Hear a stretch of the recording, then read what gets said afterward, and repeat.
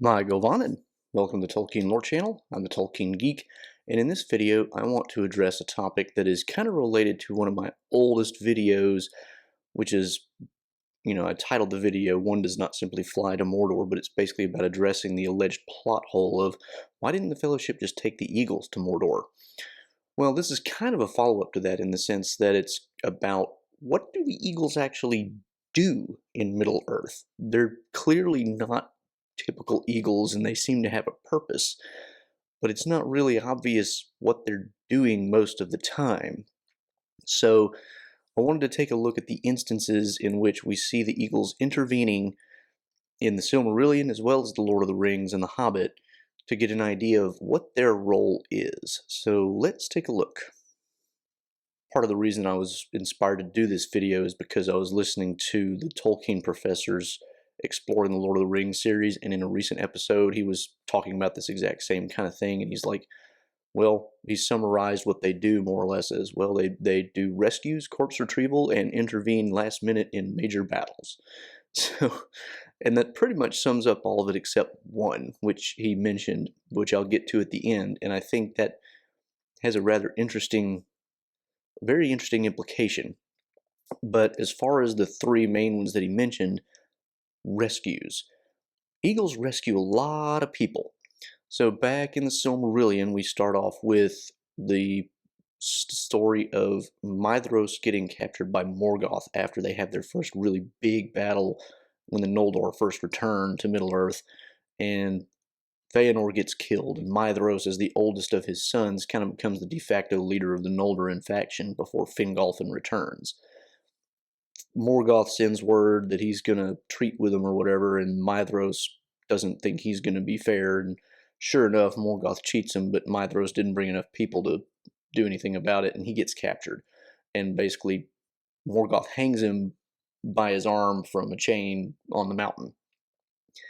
His cousin, Fingon, who arrives with Fingolfin later, learns about this and goes to rescue him. But he's way up high. Fingon can't do anything about it, and he, doesn't know what he's going to do. And Maedhros just pleads with him, just shoot me and put me out of my misery with your bow. Fingon is about to do it when Thorondor, Lord of the Eagles, flies in and takes him up to where Maedhros is, and eventually what happens is he cuts his arm off because he can't cut the chain and rescues Maedhros that way. So that's the first instance we get of the Eagles rescuing people out of really dire situations. The next thing that we get comes in the Beren and Luthien story, where Beren and Luthien are fleeing from the halls of Morgoth, having taken a Silmaril, and Beren just lost the Silmaril and his hand to the giant wolf Carcharoth. And the eagle comes down after they've escaped from Carcharoth, and Beren is, basically bleeding out. The eagle comes down. There may be actually more than one eagle, and takes Beren and Luthien, and flies them far away so they won't be caught by the hordes that are about to come out of Morgoth's fortress. Not really a whole lot else happens. The eagles drop them off somewhere.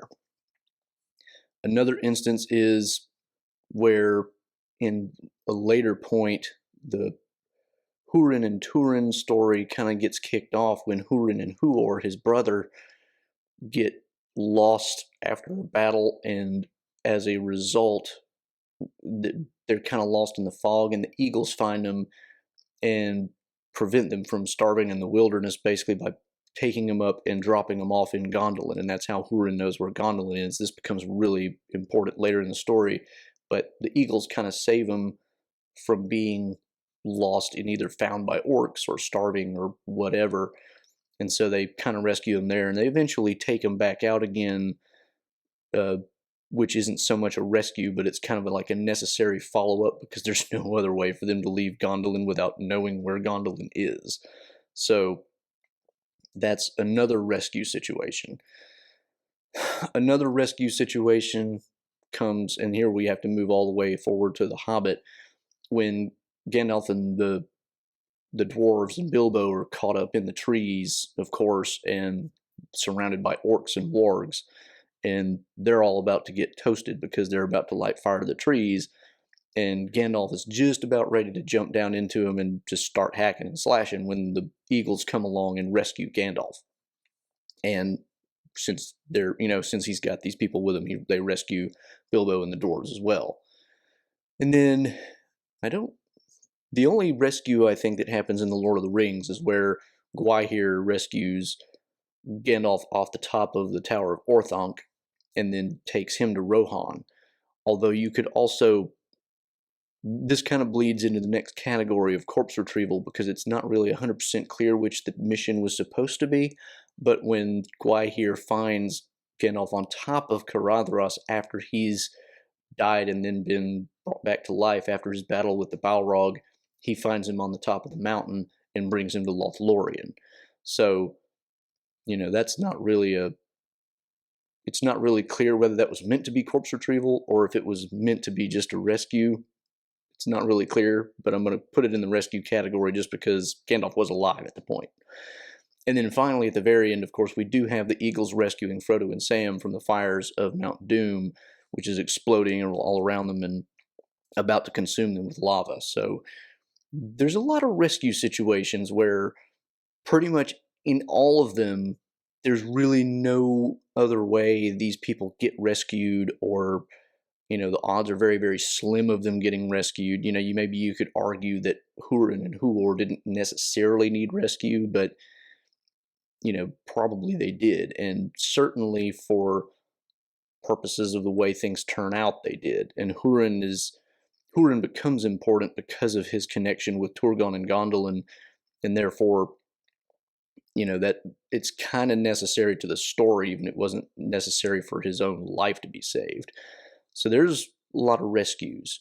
Now let's look at corpse retrieval. Corpse retrieval, of course, is a really funny way of putting this, but nevertheless, it is the case that the eagles do a lot of it. So, for example, in the Silmarillion, we have two instances of this. One of them is when Fingolfin goes and after the battle of Sudden Flame, and he's really, really angry because Morgoth has managed to destroy what he thought was an impregnable siege. He goes and fights Morgoth himself. Comes off pretty well, considering he's fighting the greatest being in all of Arda, but still Morgoth gets the better of him and kills him. And he's about to, let his body just be totally shredded by, evil beasts and whatnot, when the eagle stoops in, claws Morgoth's face, and brings Fingolfin's body to the mountains surrounding Gondolin, and there Turgon, Fingolfin's other son, buries him. Similarly, after the fall of Gondolin, we have an instance where Glorfindel is with the escapees from Gondolin, including Eärendil and Tuor and all them, and a Balrog and some orcs attack that they weren't aware of, ambush him in the mountains. Glorfindel takes the Balrog off the mountain, and they fall to their deaths respectively. The eagles find Glorfindel's body, bring it up, and they bury it basically in a cairn at the top of the mountain where whatever pass they're in. So that's two corpse retrievals that both end up with bodies buried in the mountains, which is really interesting in and of itself. I don't think there's really any other corpse retrieval missions that you could refer to here, other than, like I said, picking up Gandalf on the top of Caradhras might be considered a corpse retrieval job, because as far as anybody knew, he was dead, presumably. But in all three of these instances, once again, we can see, aside from the eagles intervening, those bodies are not getting rescued from whatever fate they were going to be in. Fingolfin was going to be, his body was going to be completely desecrated. Glorfindel would never have been found, and neither would Gandalf. He would have just been stuck up there on the mountain, one way or the other. So, similarly with the first set, all of these seem to require the intervention of eagles for anything to actually happen at all. Now let's look at, of course, the really big one, which is the interventions in final battles and things of that nature. So the first major battle that the eagles intervene in is the battle at the very end of the Silmarillion, where the Valar send a huge army over to Middle-earth to finally just put a stop to what Morgoth is doing. a lot of the elves and men who are still in Middle-earth join in, and they are, pushing. And at the last minute, Morgoth releases a bunch of winged dragons, which nobody had ever seen before. He had these kind of like in development back at the home laboratory, and he's like, okay, well, now or never. And he throws them out there, and the eagles get involved and start an air battle with the dragons. So that's the first time they get involved. And then they also kind of help out Eärendil in his fight against Uncalagon the Black, who is the greatest dragon ever, pretty much. Then, of course, we fast forward to the Hobbit and the Battle of the Five Armies, where they intervene more or less again at the last minute when, the armies of Lake Town and the elves and the dwarves are really getting, kind of the worst of it after a while because there's just too many goblins. And the eagles show up at the last minute, bringing Beorn, which also helps. But, they come in and they shift the tide of the battle and turn it in favor of the good guys. And then this one is a little bit of a different scenario in a way, but at the Battle of the Black Gate at the end of the Lord of the Rings, the peoples of Middle-earth, the free peoples, are facing off against this huge horde coming out of the Black Gate, and they're basically besieged on a couple of hills, and the battle gets started, and then the eagles show up. And the eagles, we don't really know a whole lot about what they do, because Pippin is, we're kind of getting it through Pippin's point of view, and he's about to pass out when he starts hearing that there's eagles there, and he, in his, about to be loss of consciousness, almost thinks that he's just remembering Bilbo's own story. But the eagles do show up, and of course this is right before they go off and rescue Frodo and Sam at Mount Doom as well. But it's, it definitely helps the free peoples to stave off the destruction that's about to ensue of their armies until Frodo can get his job done. And at that point, the armies of Mordor are basically like, wait a minute, what are we doing? Because Sauron's will had been so focused on controlling them that once that was directed at the ring being right in Mount Doom, all the armies kind of just stopped, and then they retreat and run away and everything else. So the eagles, in that sense, kind of hold off, their destruction until that can happen. So again, we see this element of, absent the eagles intervening, things end really badly. So the overall trend we can see here is they're mostly intervening when they absolutely have to, because there's really no other way to accomplish the goal that whatever they're accomplishing. The final instance of the eagles doing something really within the story is totally unrelated to all of these. And it's an instance that if you don't read the book, you're not going to know about, but they get involved after the Battle of the Black Gate, where an eagle flies to Minas Tirith to basically deliver news of the victory of the free peoples. And he does it in the form of a song. And basically he's saying, rejoice and sing because everything turned out great. This is the only time I can think of, and it's the only time that the Tolkien professor could think of too, where the eagles aren't doing one of those three other things. And it makes you wonder, like, why? It doesn't seem to fit the pattern, which is, it's not necessary for the eagle to go there. I mean, sure, that's the only way that news could get there that fast, but news was going to get to Gondor one way or the other eventually. So why do the eagles do this one little thing here? And it occurred to me, and this is, just my opinion on it, it almost seems like the eagles are not only delivering news, but heralding like the end of the age and the end of their role in Middle-earth.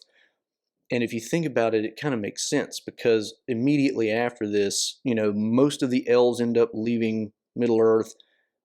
The rings and the wizards leave Middle-earth. There's almost nothing of the older world of magic left. And so it's almost like the eagles are just taking this last opportunity to be like, hey, everything's fine, and because now everything is fine, our job is done, and I'm just going to deliver this last piece of news, and this is more or less the last you'll ever hear of, the Valar directly, or, anything along that nature. Because you have to remember, the Eagles are basically the messengers of Manwë. They're his special servants, you might say. So it's almost like that's the last intervention or anything like it of the Valar in Valinor. It's like they're saying, all right, we're done. The rest of it, it's up to you, you mortal races. It's you from here on out. So that's kind of my theory about why that last one gets plugged in there, and why it would work with the idea that the Eagles are mainly focused on doing things that are primarily like, if Providence doesn't step in, nothing works. So that's pretty much my theory, and I hope you enjoy it. But if you have any other theories on why this might be, plug them in the comments below, and maybe we can come up with something interesting there too. So I hope you enjoyed that video. If you did, please do give it a share and a thumbs up. If you want to follow me on Twitter, you can get some occasional Tolkien-related trivia questions. I'm at JRRTLore. And of course, don't forget to subscribe to the channel and click that bell icon. I'm also on Rumble, and you can support me on Patreon. Until the next time, I'm the Tolkien Geek, signing out for the Tolkien Lore channel. Namarie.